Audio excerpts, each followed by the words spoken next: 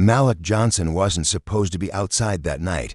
His mother, Denise, had told him to stay in. The streets of New Orleans' 7th Ward weren't exactly safe after dark, especially not after the summer heat had finally broken and people were back outside, restless and reckless. But Malik was 19, stubborn, and tired of feeling like a prisoner in his own neighborhood. It started with a simple plan: meet up with a few friends at the corner store, grab some sodas, maybe head over to Daddy's cousin's place to chill. Nothing crazy. Just a regular Friday night in a part of the city most tourists never saw. Malik pulled on his old gray hoodie, the one with the faded Saints logo across the chest, and slipped out the door, promising Denise he'd be back before midnight. She shook her head, knowing better than to argue. You couldn't keep a young man inside forever, even if the world outside was loaded against him. The streets buzzed with the usual low hum of activity, cars rattling down cracked asphalt, music thumping from passing SUVs, neighbors arguing on stoops under the glow of dim streetlights. Malik nodded to Mr. Ellis, the old man who always sat out front smoking his pipe, and jogged the last block to the store. Inside, he found Dante and Jamal near the coolers, laughing about some stupid meme. Malik grabbed a bottle of grape soda and leaned against the counter, while Jamal debated which chips to buy. They weren't in a rush. Nothing ever moved fast around here, unless it was a cop car. That's why the sirens hit like a slap. 2 cruisers screeched into the lot, tires spitting gravel. Lights painted the storefront in frantic red and blue. Malik froze, soda still in hand, as officers burst through the door with their guns drawn. Everybody down. Hands where I can see 'em. Dante dropped his chips. Jamal raised his hands, wide-eyed. Malik set the soda on the counter and lifted his arms slowly, palms out. "What's going on?" Malik tried to ask, but one of the officers, a tall, hard-eyed white cop with a buzz cut, barked over him, "Get on the ground, now." Malik dropped to his knees, heart pounding. He had no idea what the hell was happening. He hadn't done anything. He hadn't even had time to. Another officer grabbed his wrists roughly, yanking them behind his back and snapping on cold metal cuffs. Malik winced as the cop pulled him to his feet and shoved him toward the door, outside. A small crowd was already gathering, drawn by the flashing lights and shouting. Malik's neighbors watched silently as he was pushed against the hood of a police cruiser. Some shook their heads. Some pulled out their phones. Malik looked around frantically for Dante and Jamal, but they were still inside, faces pressed to the floor. "What am I being arrested for?" Malik demanded.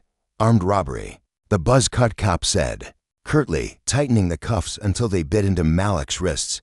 Malik stared at him, stunned. "What? I didn't rob anybody. I just got here." The cop wasn't listening. None of them were. They had their suspect, a young black man in a hoodie near the scene of a crime. Case closed. At the precinct, Malik sat in a small, grimy interrogation room, his cuffs now chained to a metal loop on the table. Hours dragged by. No lawyer, no phone call, just the ticking of a cheap wall clock and the hum of fluorescent lights. Finally, 2 detectives entered. One was a middle-aged black man with tired eyes and a weary walk.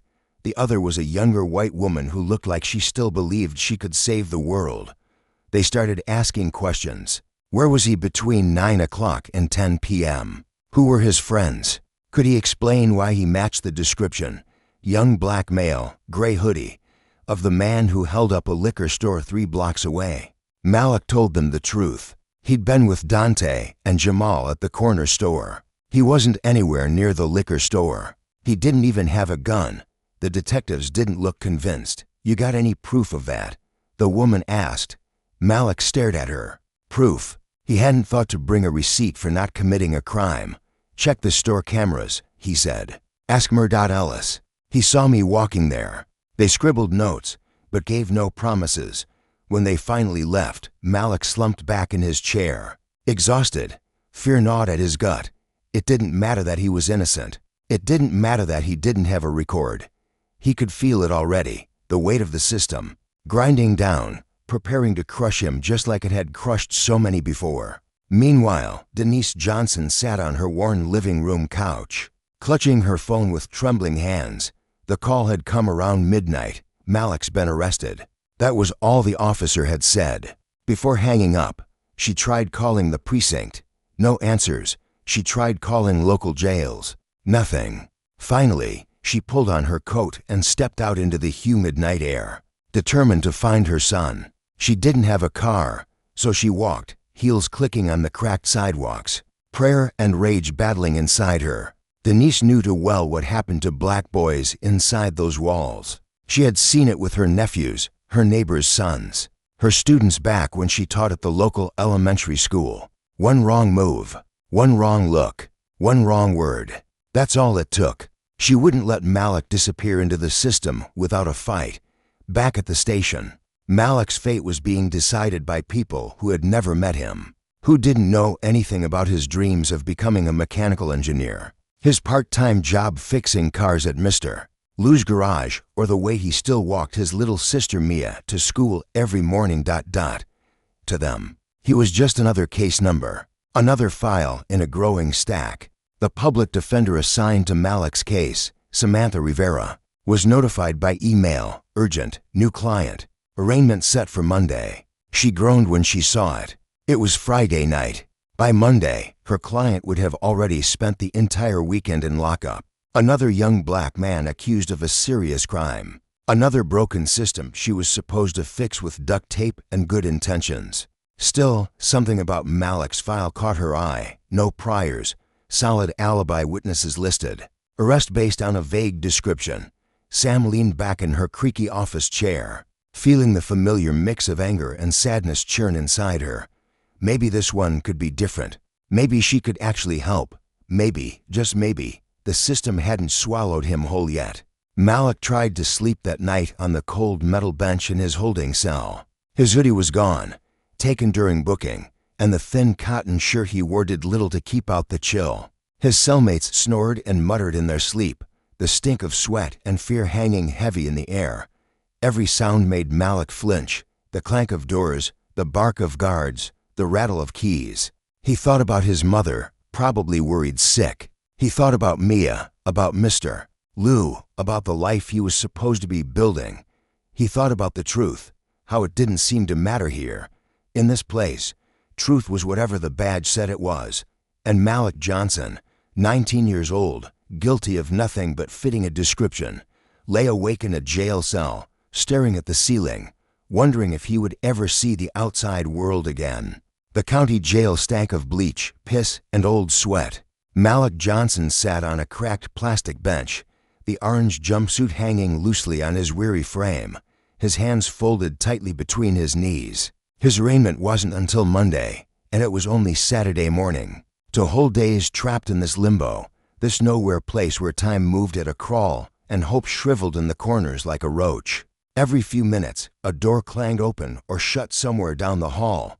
Guards barked out orders. Other detainees, some belligerent, some dead-eyed, shuffled past Malik's holding cell, wrists and ankles chained like livestock being led to slaughter. Malik had never felt smaller. He tried to replay the events of the night before in his mind, searching for some loophole, some mistake that would undo it all. But no matter how he twisted it, it always came back to the same point. He matched the description. That's all it took. Gray hoodie, young black male, in the wrong place at the wrong time.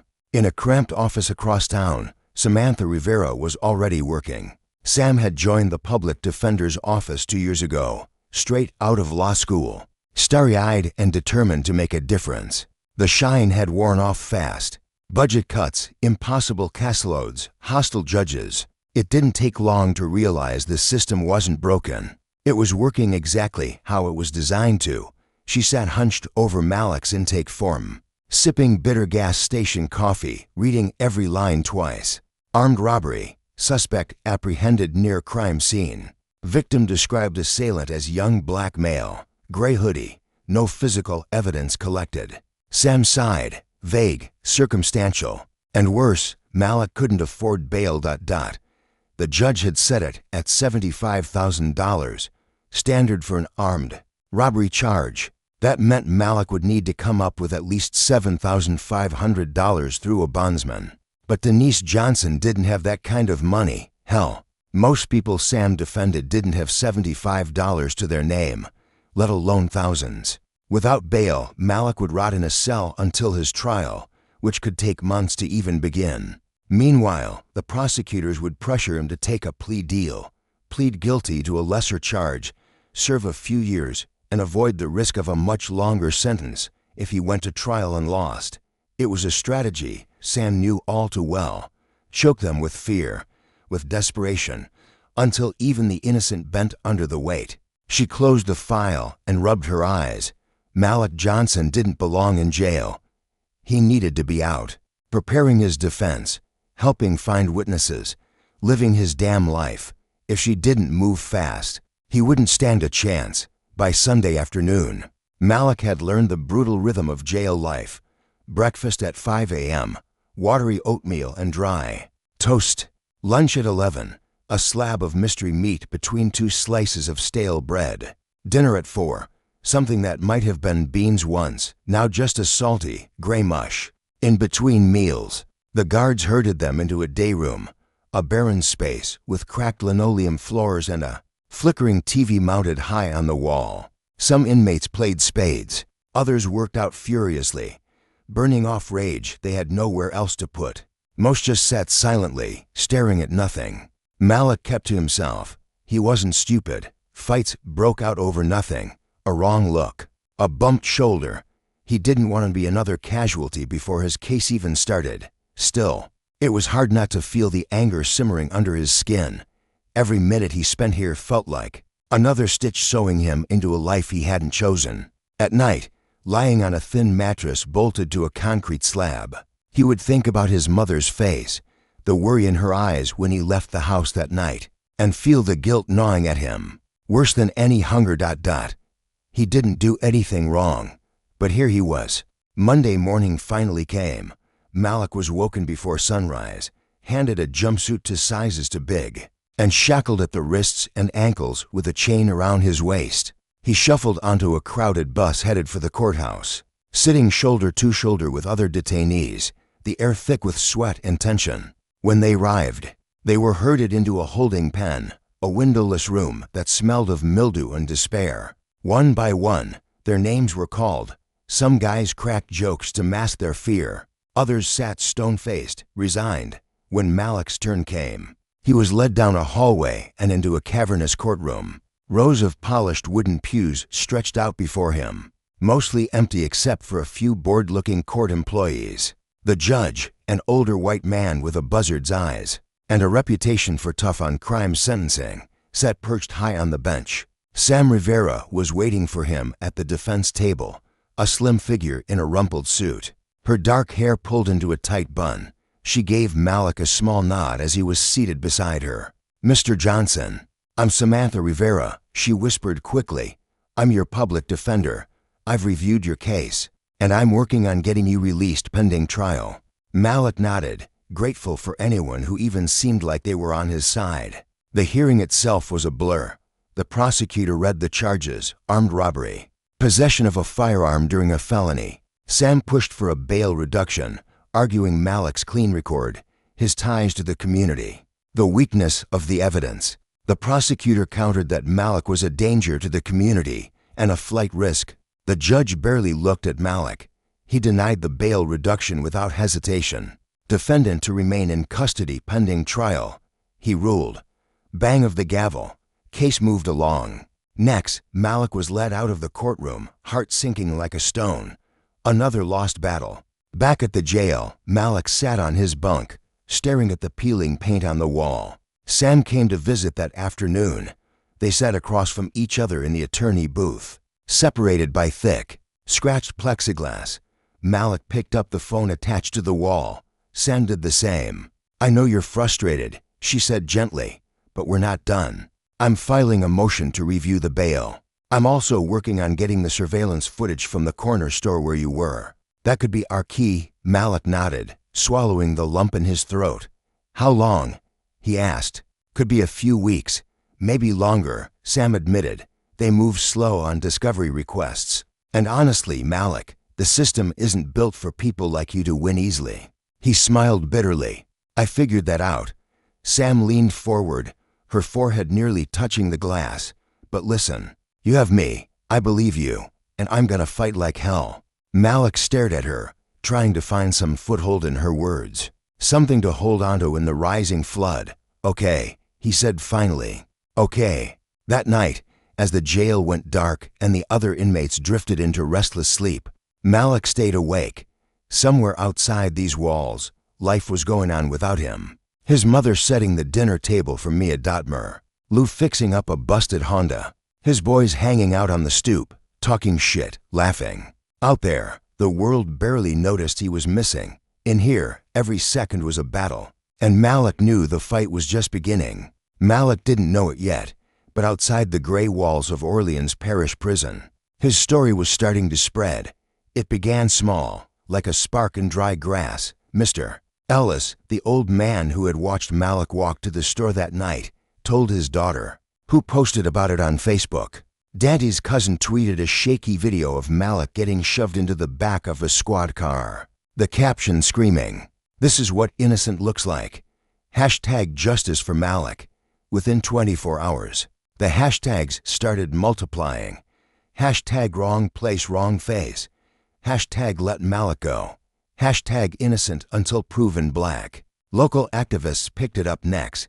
Groups like the New Orleans Justice Collective and Crescent City freedom fighters started sharing Malik's story on their pages, demanding answers from the police, demanding justice. And in the age of viral outrage, it didn't take long before the mainstream media smelled blood in the water. Sam Rivers' phone was ringing nonstop. When she arrived at her cramped office Monday morning, calls from journalists, emails from TV producers, even a few text messages from national civil rights organizations. She scrolled through them, heart pounding. One message caught her eye. CNN New Orleans Bureau would like to schedule an interview regarding your client Malik Johnson. Public interest is growing rapidly. Please respond ASAP, Sam swore under her breath. On one hand, media attention could be a gift, pressure the DA's office, expose the weaknesses in the case. On the other hand, it could backfire spectacularly once the public latched onto a story. It wasn't always about facts anymore. It was about narrative. About who told the better story first. And right now, Malik was just a mugshot, a scared kid in an orange jumpsuit, his eyes wide and dazed, already guilty in the court of public opinion. Sam leaned back in her chair, thinking fast. She needed to control the narrative before someone else did. Meanwhile, across town at the district attorney's office, Assistant DA Richard Campbell was pacing his office, scowling at his laptop. He wasn't a bad man, at least not in his own mind.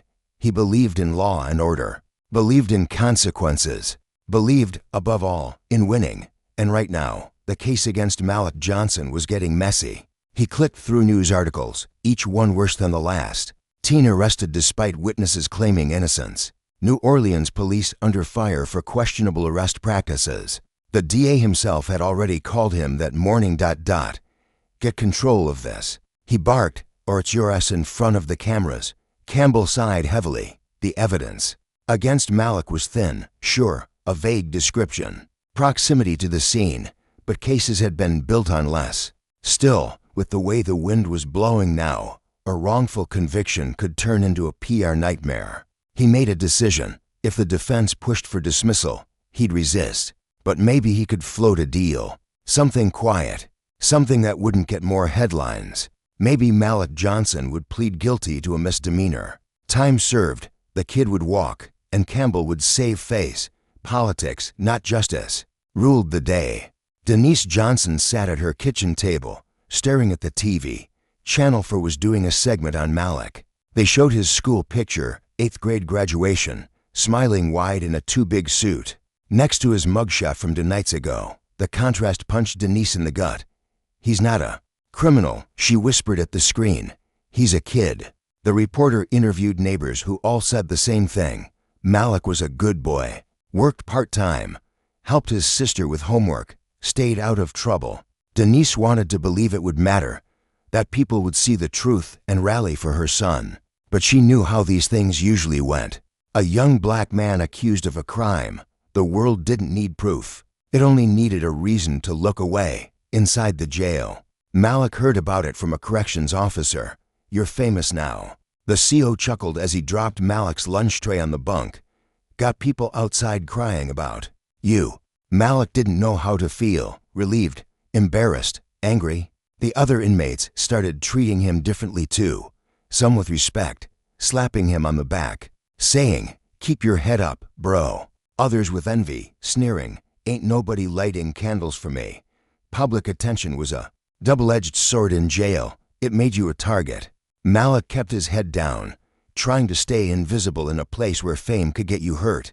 Still, late at night, he wondered, could this really change anything? Or was it just another story? Another hashtag, soon to be forgotten? Sam finally agreed to do an interview, carefully, strategically. She sat down with a local journalist she trusted, one who had covered wrongful arrests before. In the interview, Sam focused on the facts: Malik's clean record, the lack of physical evidence, the rushed, sloppy identification, the surveillance footage she was fighting to obtain. "We ask that the public not rush to judgment," Sam said, looking straight into the camera, "because that's exactly what got Malik Johnson into this mess in the first place." The interview aired. That night, it wasn't flashy, it wasn't sensational, it was honest. And sometimes, just sometimes, that was enough. By Thursday, pressure was building.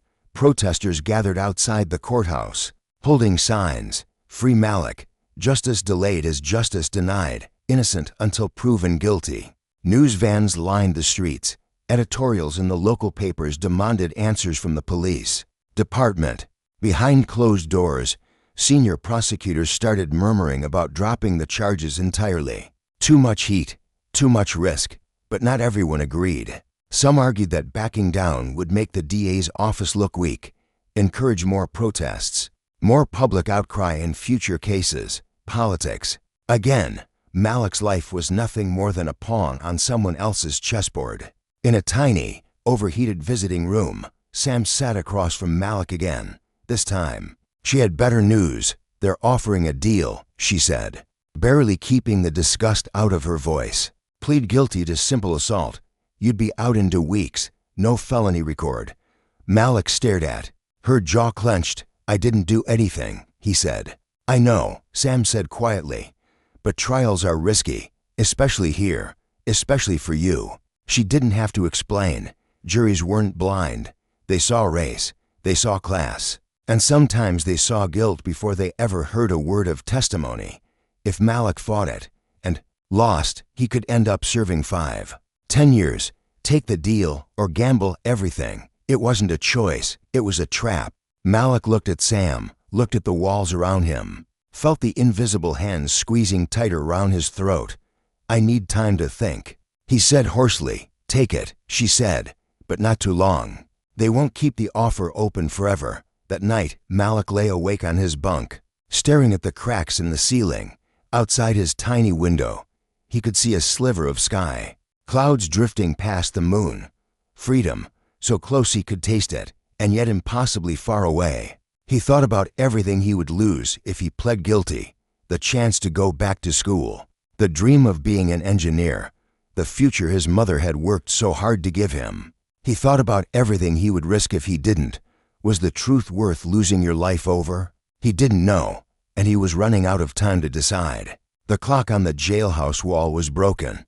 Had been for weeks. Nobody cared enough to fix it. Time in Orleans Parish Prison wasn't measured in minutes or hours anyway. It was measured in hearings, missed, in meals shoved through slots, in days spent waiting for something, anything, to happen. Malik Johnson sat on his bunk, staring at the peeling paint on the far wall, thinking about the deal: simple assault, 2 more weeks inside. Then he'd walk free, without a felony record. But he'd still be guilty on paper, still another statistic, still another black kid who took a plea. Because fighting meant risking everything. He hated that word, plea. It tasted like giving up. Across the visiting booth, Sam Rivera was waiting for his answer. "They won't keep the offer open forever," she said again, her voice low, steady. "If you reject it, we go to trial, and you have to be ready for the risks." Malik twisted the phone cord around his finger, thinking, "What if I say no?"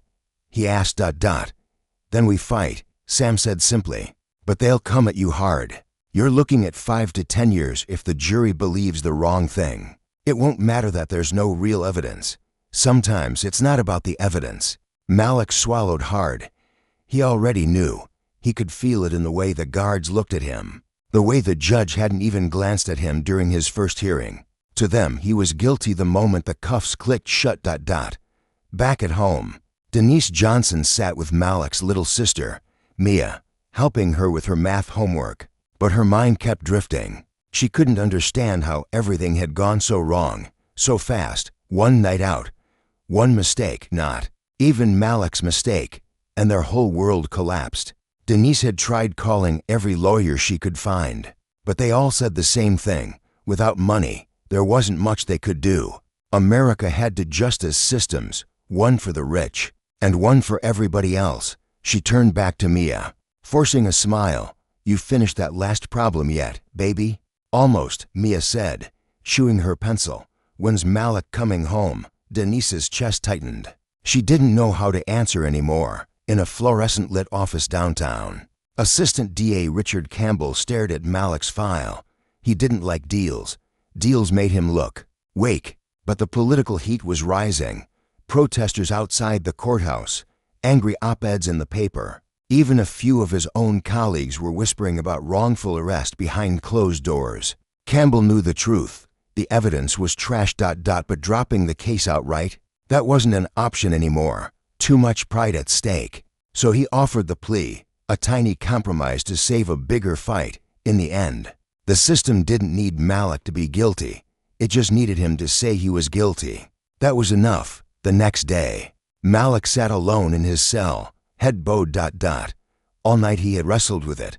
If he pled guilty, he could be home by the end of the month, free, technically, back with his mom, back to his life, or whatever was left of it. But that word would follow him forever. Every job application, every police stop, every sideways glance.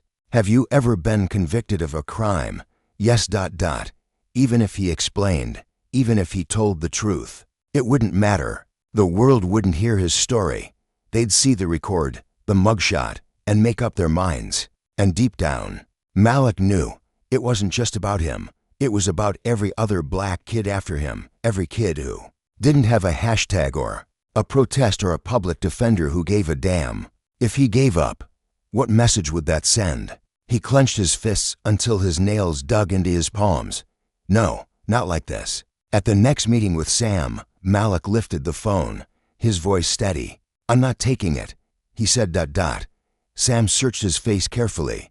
"You're sure?" "I'm sure," he said. "If I gotta sit in here, I'll sit. But I'm not gonna say I did something I didn't." Sam nodded slowly, pride and worry flickering across her face. "Okay," she said. "Then we fight." Malik leaned back, letting the words settle into his bones. They tasted better than any deal ever could.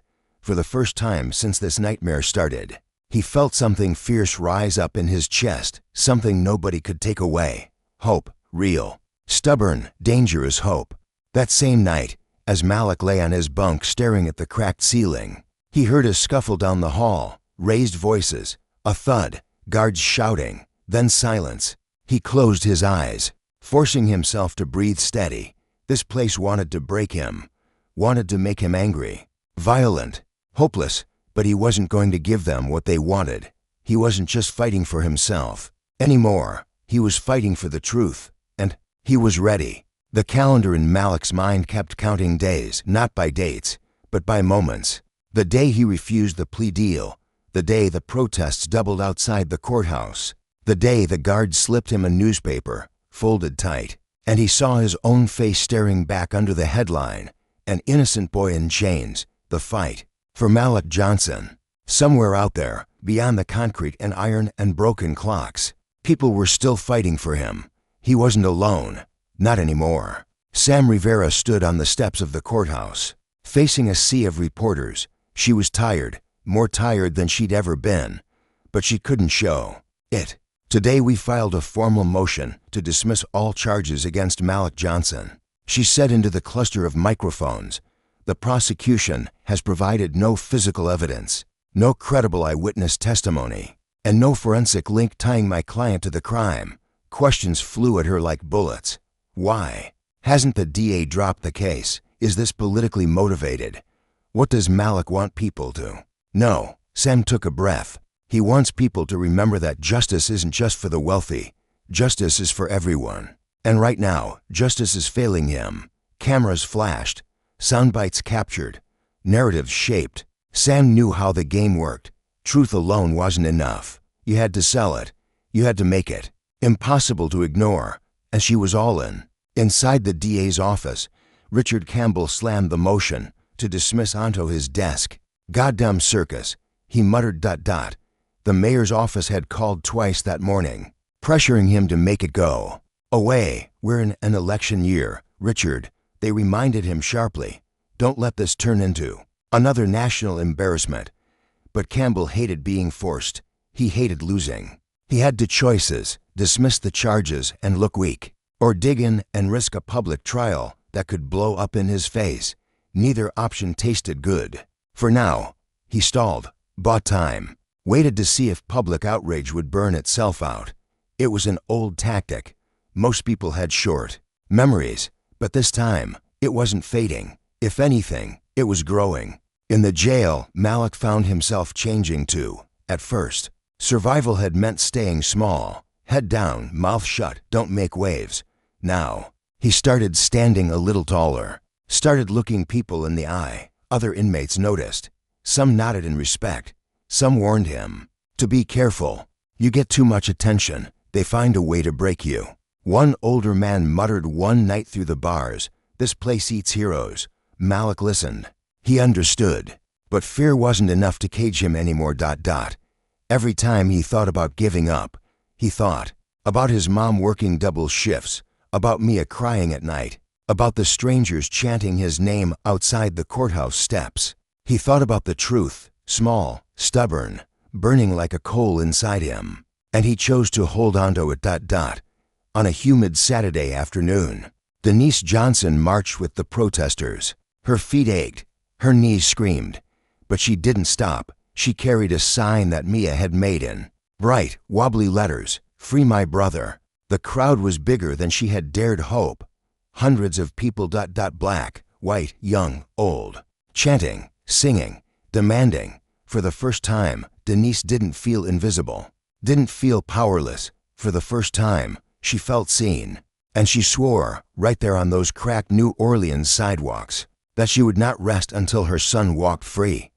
Not one more day, not one more hour. In the legal trenches, Sam dug deeper. She filed subpoenas, demanded the release of all surveillance footage from the gas station near where the crime happened, demanded full records of the officers' body cameras, demanded the personnel files for every cop involved, sniffing for disciplinary histories, complaints, anything that could hint at misconduct. It wasn't glamorous work. It was hours of poring through badly scanned PDFs, cross-referencing timestamps, chasing rumors, fighting bureaucratic indifference. But Sam had one weapon the system didn't count on. She cared, really cared, and she refused to let them bury Malik under paperwork and delay. This was what resistance looked like, not just in marches or speeches, but in small, relentless, exhausting acts of defiance. One motion, one argument, 1 inch of ground at a time. Finally, a break. A junior clerk in the DA's office, tired, underpaid, sick of the bullshit, leaked a copy of the surveillance footage to a journalist. And there, clear as day, time-stamped minutes after the crime, was Malik on the opposite side of town, buying a Gatorade, laughing with the cashier, completely oblivious to the chaos happening miles away. An alibi, a goddamn ironclad alibi. The footage hit the internet like a THUNDERCLAP. Twitter exploded. Cable news picked it up. Even national politicians started tweeting #justice for Malik. Now, it wasn't just local pressure. It was national. Now, the DA's office couldn't hide. They had to answer. In his cell, Malik heard about it when the guard tossed a folded-up newspaper onto his bunk without a word. He unfolded it with shaking hands. There he was, big headline, proof of innocence. Below it, a still frame from the security video. Malik at the counter, smiling, alive. Free. He stared at it for a long time. He didn't cry, didn't shout, didn't dance. He just sat there, letting the quiet truth of it settle into his bones. They were wrong. He had always known it. But now, the world knew it too. Meanwhile, in the DA's office, Richard Campbell stared at his own career burning down in real time. There was no saving face. Now, no deal to cut. The world was watching. And if he didn't move fast, if he didn't drop the goddamn case immediately, it wouldn't just be Malik's life ruined. It would be his. The call went out. Dismiss all charges. Effective immediately. Just like that, with the stroke of a pen. A nightmare that had stolen months of Malik Johnson's life ended with a bureaucrat's signature. Not an apology, not an admission of guilt, just a quiet filing, hoping the storm would pass. When Sam came to tell Malik the news, she could barely keep the emotion out of her voice. "You're going home," she said, smiling. Malik leaned back, looking up at the cracked ceiling one last time. Home, the word felt fragile, distant, almost unreal. But it was real. And it was waiting. Tomorrow, he would walk out of this place. Tomorrow, he would breathe free air again. Tomorrow, he would start figuring out what freedom meant after everything they tried to take from him. Tomorrow, but tonight, just for tonight, he let himself hope. And that hope, stubborn and battered and fierce, was the most powerful thing they could never take away. The heavy doors of Orleans Parish Prison creaked open under the morning sun. The world outside was brighter than Malik remembered, too bright, like it was trying too hard to pretend. It hadn't moved on without him. He stepped out in the same clothes he was arrested in months ago. A faded black hoodie, jeans a little looser now, sneakers worn thin, everything felt unfamiliar. The air smelled different. The sky looked too big. For a long moment, Malik just stood there, blinking, breathing, free. It didn't feel the way he thought it would. Denise rushed forward, arms outstretched, tears streaming down her face. She pulled Malik into a crushing hug, like she could somehow shield him from everything bad in the world with the strength of her arms alone.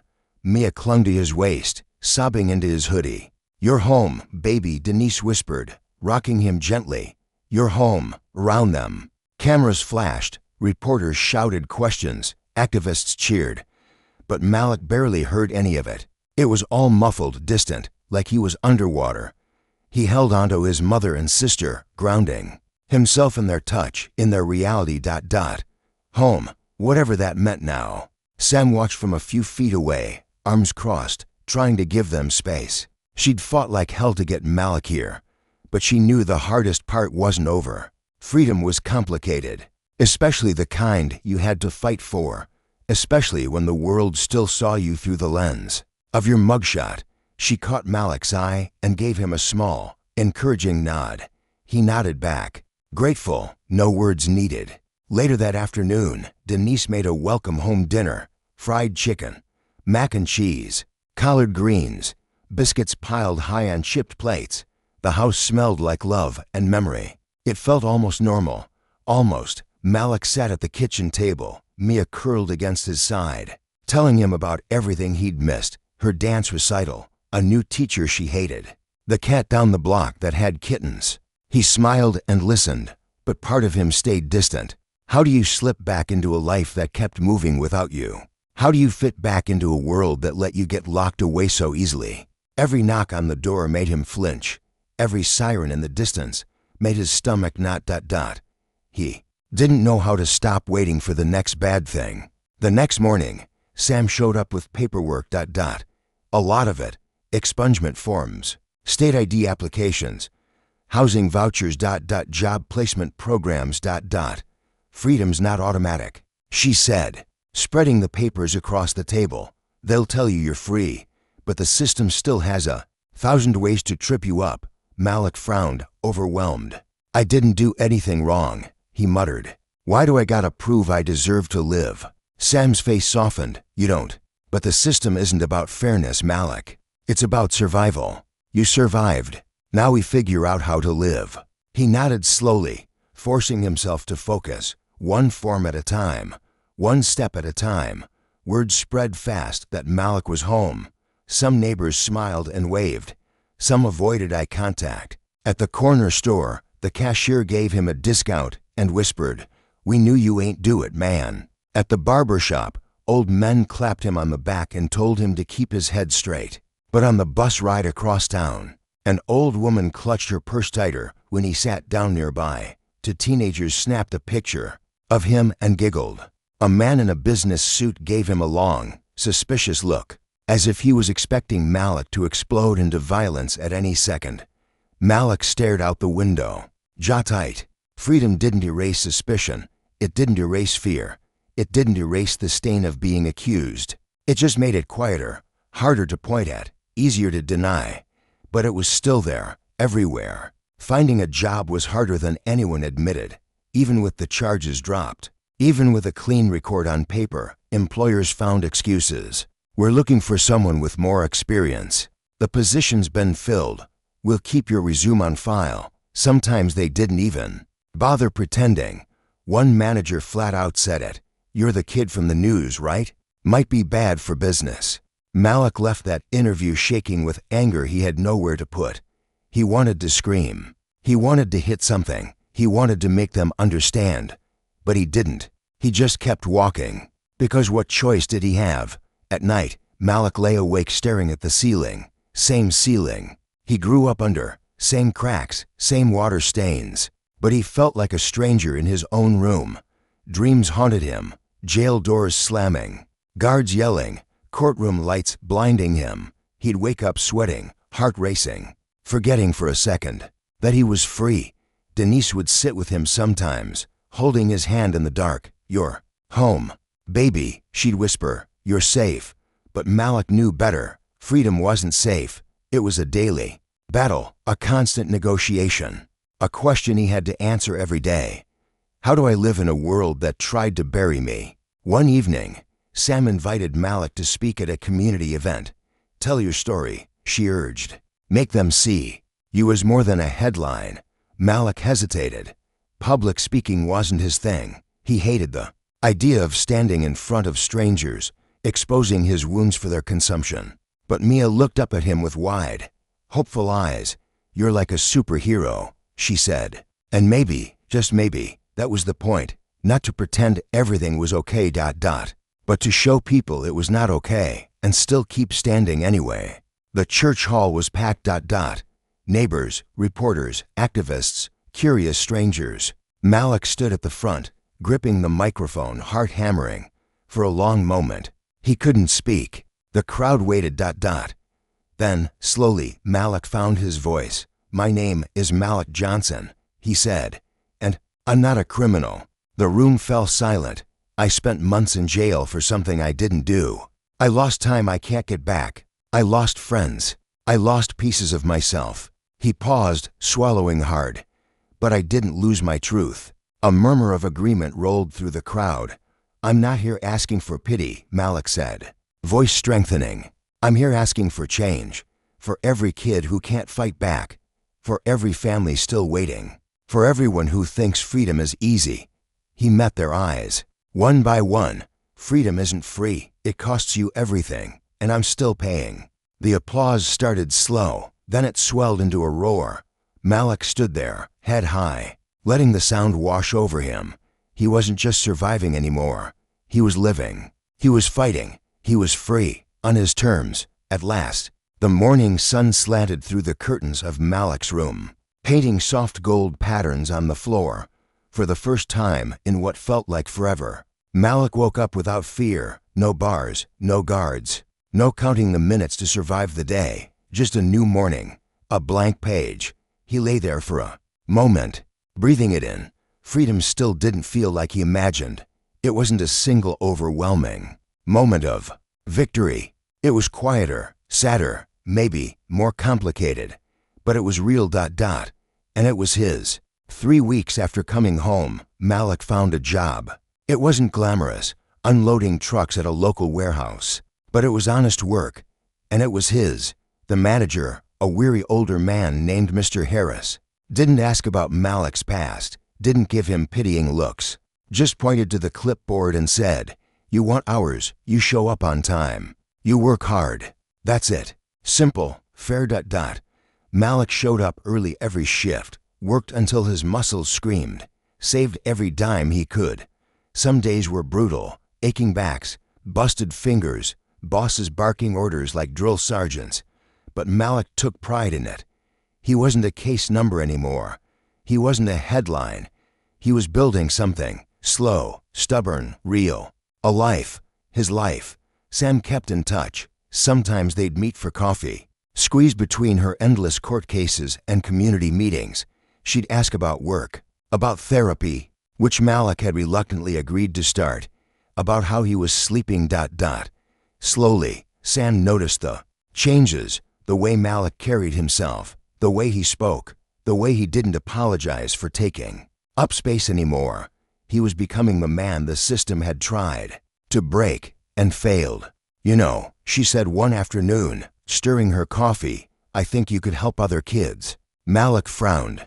"What do you mean?" "I mean, there are dozens of kids still inside, trapped in the same mess you survived. They need someone who's been through it, someone they'll actually listen to." Malik stared out the window, thinking. He didn't see himself as a leader. He barely saw himself as whole. But maybe, just maybe, he could turn what they did to him into something that mattered. Maybe surviving wasn't enough. Maybe he could fight back, in a different way. Word spread quickly through the community. Malik Johnson was starting an outreach program. He called it Second Sunrise, because every day you wake up and get to try again is a kind of sunrise. With Sam's help and some grants from grassroots groups, Malik rented a tiny office, space above an old bakery. Cracked windows, peeling paint, leaky roof. Perfect. It wasn't about fancy. It was about showing up. Kids started trickling in. At first, a few. Then more. Mostly teenagers. Mostly scared. Mostly angry. Malik saw himself in every one of them. He didn't preach, didn't sugarcoat. He told the truth about how the system would set traps for them, about how freedom wasn't given, it was fought for, protected, demanded every damn day, about how their lives mattered, even when the world acted like they did in single quotes. And for the first time, these kids actually listened, because Malik wasn't just talking at them. He was talking with them, from experience, from scars, from survival. Of course, it wasn't all victories. There were setbacks, kids who disappeared, kids who got caught up in the same cycles, kids who didn't believe change was possible. Malik grieved every loss. He never stopped carrying them, but he didn't quit, because he knew what it felt like to have nobody. And now, he could be somebody for someone else, even if it hurt. Especially because it hurt. Meanwhile, the fight for justice continued. Sam, with Malik's testimony and advocacy, pushed for bail reform bills at the state level. Malik spoke at city council meetings, town halls, rallies, telling his story over and over, even when it tore open old wounds, telling it until lawmakers couldn't pretend anymore, telling it until something shifted. Small changes at first, a few. Reforms to the cash bail system, new oversight on wrongful arrests, better funding for public defenders. Not enough. But something, and Malik learned something important. Change wasn't a moment. It wasn't a victory speech. It was a slow, grueling, painful grind. But every inch mattered. Every inch was worth it.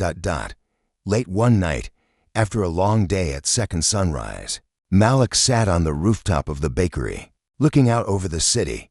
The skyline flickered in the humid dark.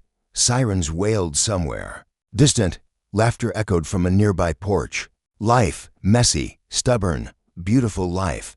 Mia had drawn him a picture earlier that day. A stick figure, Malik standing tall with a bright yellow sun behind him, arms open wide. At the bottom she had written, in shaky letters, "You are our light." Malik smiled, blinking back tears. He didn't always feel like a light. Some days he felt broken, tired, haunted. But maybe that was the point. Maybe you didn't have to be perfect to be a light. Maybe you just had to keep showing up, keep fighting, keep believing that a better world was possible, even when it broke your heart. Especially then, the next morning, Malik woke up before the sun, put on his work boots, grabbed a thermos of coffee, headed out into the city. Another day, another fight, another chance. The world wasn't fair. The system wasn't fixed. His scars weren't healed. But Malik Johnson wasn't a victim anymore. He was a survivor, a warrior, a builder. He had a second sunrise waiting. And this time, he was ready to meet it head-on. No chains, no fear, just the stubborn, shining, beautiful truth. He was free, and he would stay free, not just for himself, but for everyone, still waiting for their sunrise too.